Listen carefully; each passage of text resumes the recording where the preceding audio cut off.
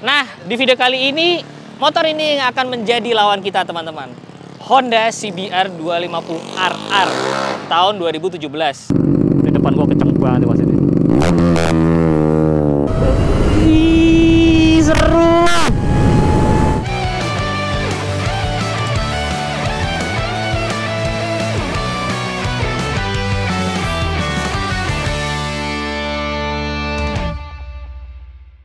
Sebelum kita ke Sentul Drag Race, nah gue mau ngajakin kalian menemukan sebuah jawaban nih. Banyak banget yang nanya sama gue, Bang, tuh brewok lo gimana sih cara ngerawatnya? Asli apa enggak? Nah sekarang kita mau ke RH Klinik dulu untuk perawatan brewok. Jangan kemana-mana, kita terus nih.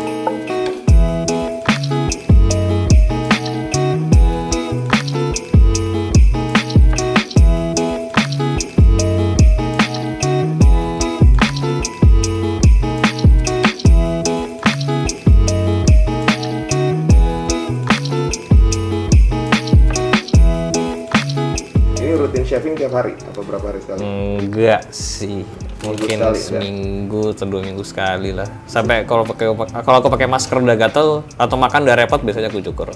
Sebenarnya sih ini emang udah lumayan lembut, cuman nggak rata ya. Ada di beberapa area dia ada loss areanya tuh. Gitu. Di sini ini ada 2 spot gitu. Di sini ada 1. Bisa sih nanti kita coba kombinasi sama serum sama tindakan gitu. Brewok ini harusnya kalau tebel kayak aku gini, itu apakah gatel? Harusnya gatal enggak? Berarti kalau berarti gara-gara aku nggak pernah ngerawat aja ya? Iya, harusnya sih gatal enggak gitu. Ngerawatnya gimana emang? Ngerawatnya paling ya pernah dikenain sampo nggak? Enggak. Kalau kena mesin paling dikasih cuci biasa. Oh, pakai sampo dong? Pakai sampo nggak apa-apa gitu loh. Cuman kalau misalnya katakanlah di rambut kan samponya langsung nih, kan tebel. Paling di sini diencerin dulu sedikit. Oh, kayak gitu. Oh, kalau serumnya tuh buat bikin apa? Serumnya buat pertumbuhan sih. Jadi buat dia selain memperlebat, dia menambah pertumbuhan rambut di daerah brewoknya juga gitu. Kayak gitu. Kalau ngeliatnya sebenarnya udah lumayan, cuma emang agak kurang rata. Ya, karena emang masih banyak daerah-daerah yang emang belum tumbuh. Dan nanti misalnya kalau mau pakai serum bisa dibanyakin di daerah-daerah yang belum tumbuh ini gitu. Mana sih yang belum tumbuh? Ini coba ambil cermin dulu. Yang dulu ya. Nah, ini. Ini kan beda jauh nih. Oh. Di sini ada 2 nih tuh. Ini sama ini. Ini kan beda jauh, ini rambutnya masih rambut halus, ini rambut terminal nih. Rambut dewasa ini sedikit ada gitu. Kalau yang di sini nggak apa-apa, aman. Cuman gitu. Oh, tuh bisa ditumbuh pakai serum tuh? Bisa. Harusnya tuh bentuknya gimana sih, Dok, sebenarnya? Harusnya kalau dicukur tuh harusnya bentuknya gini nih. Nah, rata, jadi tumbuhnya alami semua gitu. Kan nggak mungkin cukuran di sini doang yang dicukur ininya enggak.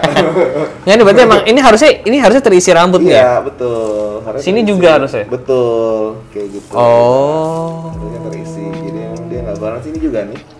Agak alas nih di sini. Dok, boleh dicek ya, Dok? Ini apakah saya ada potensi botak? Sering pakai produk rambut nggak? Pomade, gel? Udah enggak. Enggak ya? Udah enggak. Sering. Sering lumayan lah selama setahun kali ya waktu dulu ngantor. Saya tes tarik dulu ya.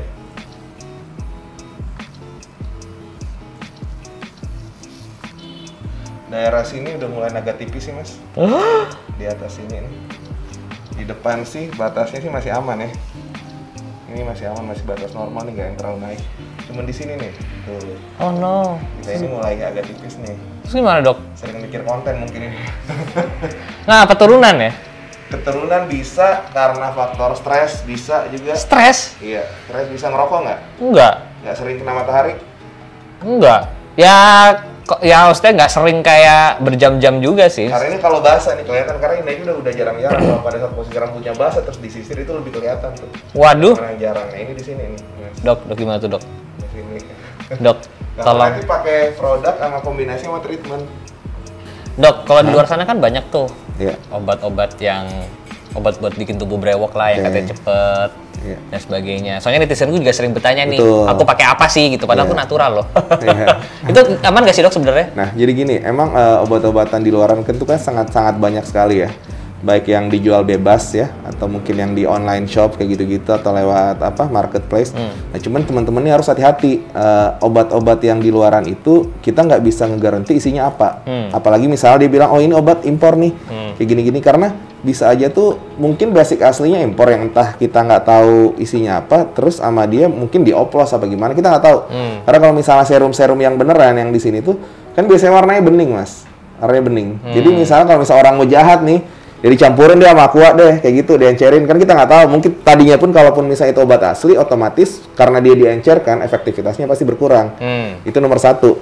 Terus yang kedua, obat-obatan yang di luar sana, kalau misalnya emang untuk jenggot ya, atau untuk rambut ya, seharusnya yang medical grade itu nggak bisa dijual bebas, itu harus by resep. Jadi kalau yang dijual bebas, nah itu hati-hati. Gitu, ini apa gitu. Entah dia misalnya ngaku herbal A, herbal B, herbal C. Bahkan dulu, ini kita nggak nyebut merek ya. Saya pernah nyoba dulu ada produk herbal, mungkin Mas pernah nyoba, yang dulu terkenal banget, yang dari negara tetangga, orangnya. Nah, itu saya nyoba tuh.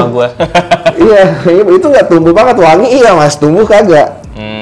Tumbuh enggak, jadi hati-hati gitu loh. Kalau mau yang pasti-pasti, saran saya datang ke klinik misalnya kayak ke RH kayak gini, karena obat-obatan yang medical grade pun kita pun ngeluarinnya by resep gitu loh. By resep oleh dokter? Yes, ya kan? by resep oleh dokter, karena kan ada konsentrasi bisa beda-beda. Terus yang kedua, yang bisa beresiko lagi, obat-obatan yang di luar, kita nggak bisa tahu, misalnya pun dia obat-obatan impor, kita nggak tahu tuh expiration date-nya kapan.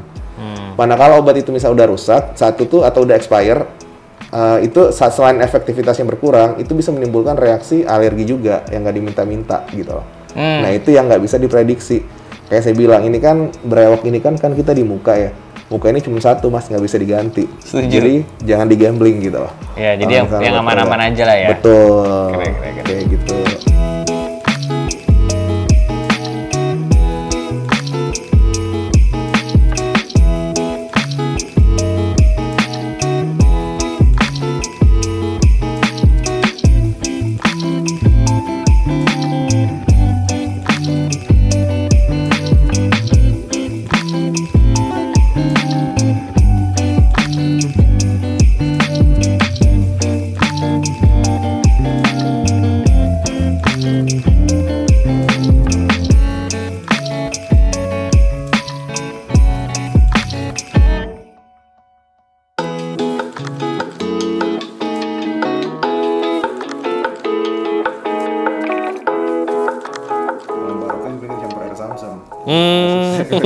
Nanti Tanah Abang biasanya.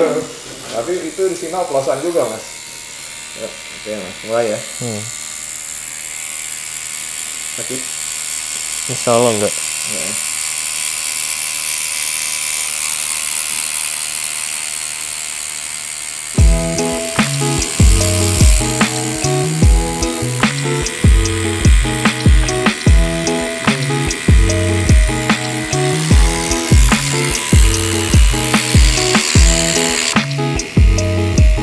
Jadi sebenarnya alat ini tuh cuma ngelukain doang ya? Ngelukain juga sama gini. Jadi dengan perlukaan itu kan ini alat ini juga namanya kayak gelombang electroporation. Jadi ini bisa merangsang buat pertumbuhan folikelnya juga gitu. Folikel rambut ini. Ini agak kerasa gitu. Agak kerasa ya. Jadi saya nggak boleh cuci muka nih dok sampai rumah? 4 jam ya. Buat penyerapan maksimal dari ini, serumnya ini.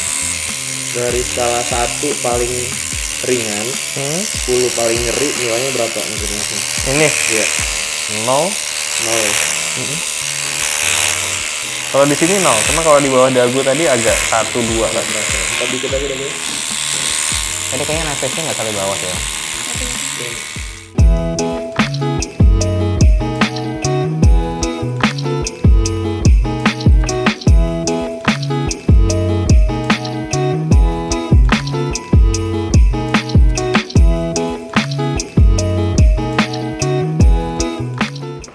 Gua habis perawatan di RH Klinik. Ini perawatan pertama, gua harus kembali lagi beberapa kali lagi ya kan. Biar semuanya rata. Kalian kalau emang kepengen treatment buat brewok kalian, mending datang aja ke RH Klinik. Laki harus lebat.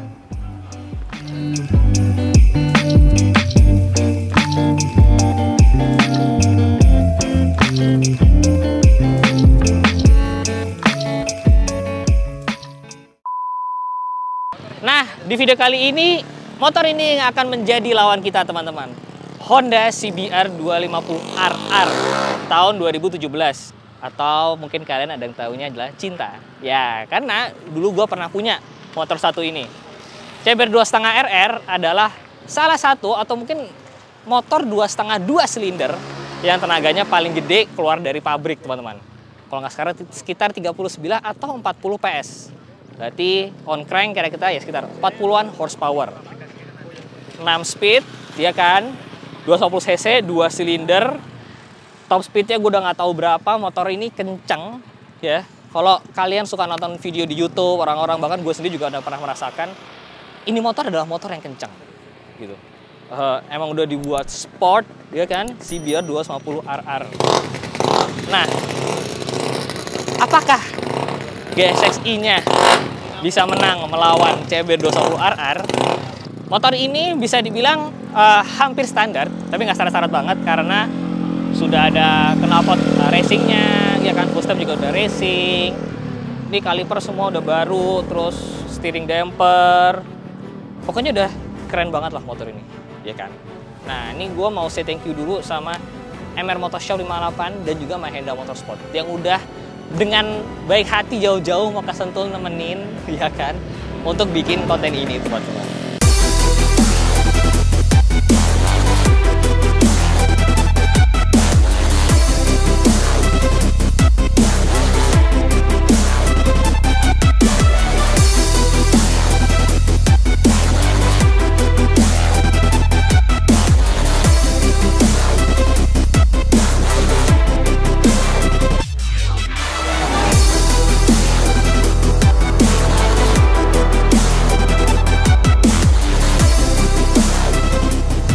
GSX-i lawan CBR 2,5.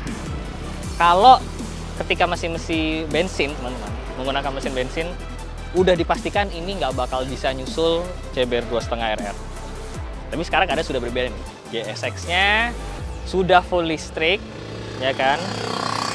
Dengan spek yang sudah pernah gue jelaskan, melawan CBR 2,5RR. Menurut kalian akan menang yang mana?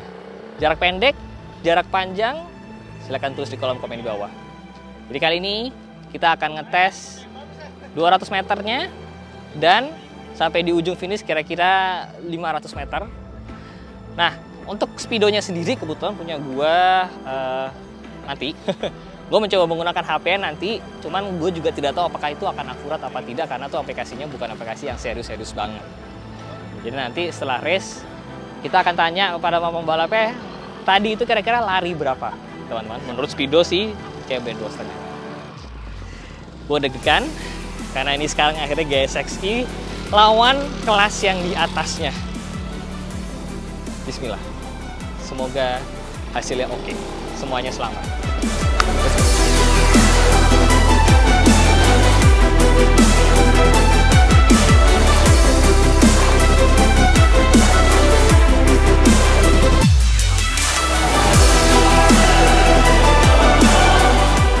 Bismillah.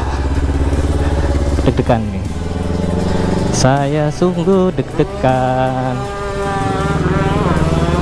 karena sekarang naik kelas.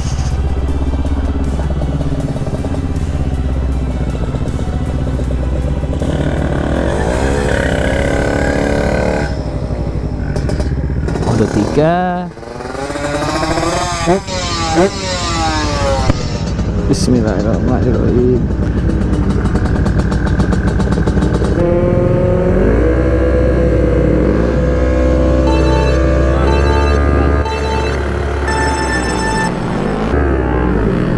Wah.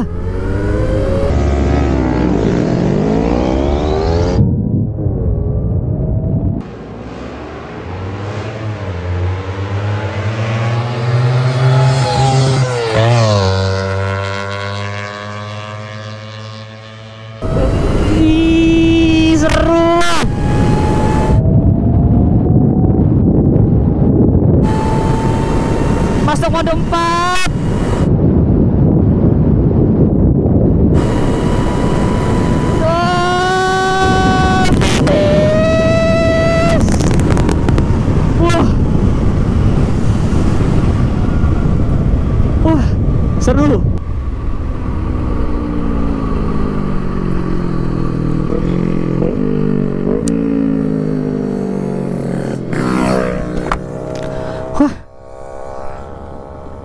Wah, gue nggak tahu tadi seberapa tipis atau seberapa dekat tadi itu.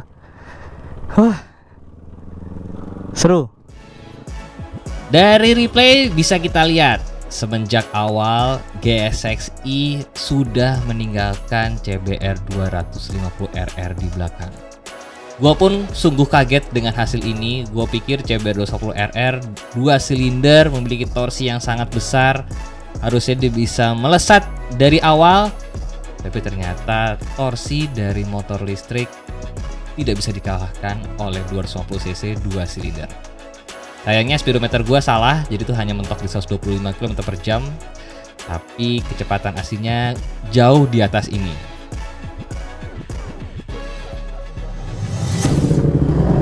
Sekarang kita mau turun sekali lagi. Di depan gua kenceng banget mas ini.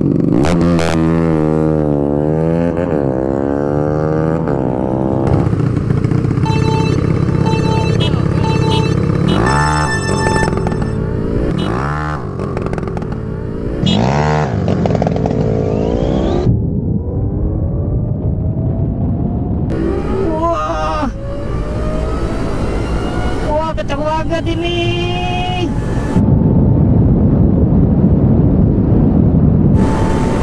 Tas masuk mode 4. Gua nggak tahu gua lari berapa ini. Wah. Wah. Wah. Keren. Wah, seru. Wah, seru. Gokil. Di run yang kedua ini pun CBR 250RR belum bisa menandingi akselerasi dari GSX listrik, teman-teman. Dari awal CBR 250RR sudah tertinggal beberapa meter ke belakang.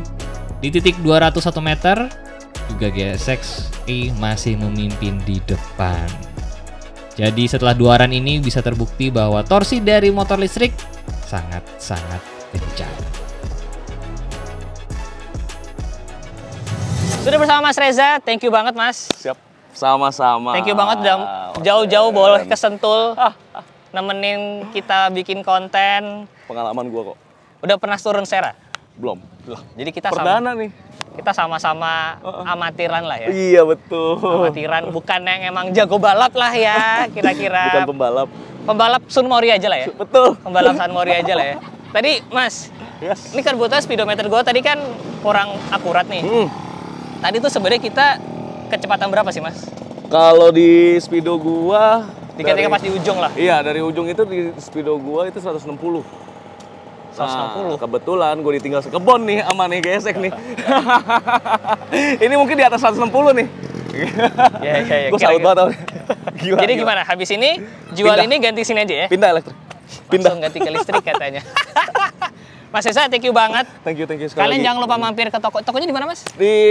Oh ya, buat teman-teman yang suka modif. Nah, jangan lupa mampir di toko gua di MR Motorshop 58. Teman-teman bisa langsung cek di IG kita aja ya. Search MR Motorshop 58. Di daerah mana tuh toko itu? Itu di daerah Lobang Buaya, pintu 2 Taman Mini. Nah, buat daerah Taman Mini jangan lupa main, ya, oke? Jangan lupa main. Thank you ya Mas, thank you banget. Thank you. Wah, sebuah hasil yang membanggakan ya teman-teman. Gue sendiri juga kaget bahwa ternyata GSX-i bisa lebih kenceng dari CBR 2,5 RR.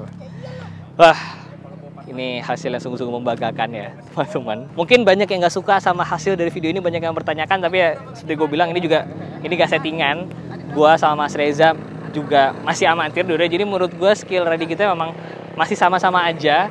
Jadi memang full dari motornya aja sih hasil kali ini teman-teman. Jangan lupa subscribe, jangan lupa nyalain loncengnya, karena nextnya kita akan cari musuh lain untuk membuktikan kecepatan dari GSX ini teman-teman.